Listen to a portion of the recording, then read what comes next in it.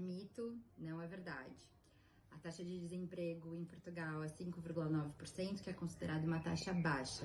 Eu sei que muitas vezes, pessoalmente, individualmente, nós temos uma sensação em relação à nossa realidade, mas por isso que a gente precisa olhar para os dados empíricos, para as estatísticas, para poder ter uma compreensão um pouco mais global do que de fato acontece. Então, se a gente pensar nas pessoas que vêm para cá, primeiro, nós temos uma grande massa de uma deslocação qualificada, de pessoas que são qualificadas no seu país de origem. Então, nós estamos falando de pessoas que trabalham inteligência artificial, pessoas que trabalham na área de tecnologia. Nós também temos um processo burocrático de vários imigrantes ou refugiados que, quando chegam aqui em Portugal e têm o seu título de residência ou seu status regularizado, eles ainda têm que passar por um longo processo para validar os seus diplomas e as suas qualificações.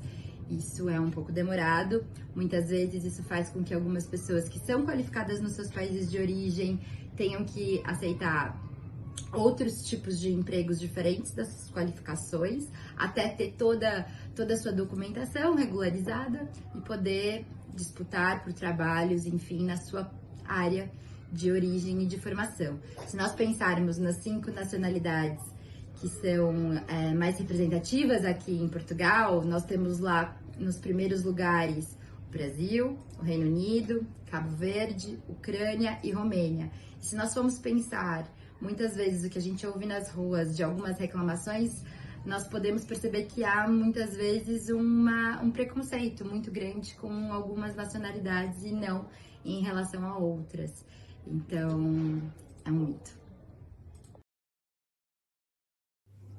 Bom, esse é um mito que vem da dificuldade de endereçamento de algumas emoções. Então, quando eu ouço isso na rua, eu percebo a emoção que está por trás, que é uma emoção muitas vezes de frustração, de indignação, e a gente acaba endereçando essa emoção contra a política, ao invés de ser a favor da política. Então, há uma participação que vem crescendo dos estrangeiros no mercado de trabalho, porém, a taxa de desemprego entre os residentes estrangeiros é maior do que a taxa de desemprego dos cidadãos portugueses. Além disso, como eu falei, há muitas formas de proteção dos nossos interesses, tanto pelo Estado quanto pelas organizações não governamentais.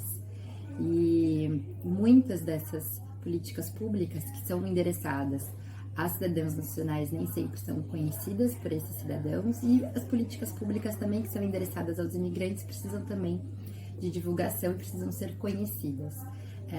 Muitas das vezes o financiamento é um financiamento diferenciado. Então, se nós pensarmos Portugal, comparado com os países do norte global, é um país acolhedor das migrações, segue diretivas da União Europeia, e os procedimentos, as vias de tornar a imigração regular, tornar as pessoas migrantes residentes em Portugal são diversas, não é? Depende muito desses protocolos internacionais, ou seja, em tese, o direito internacional é regido pelo princípio da reciprocidade. Então, um brasileiro vai ser tratado em Portugal, assim como um português vai ser tratado no Brasil.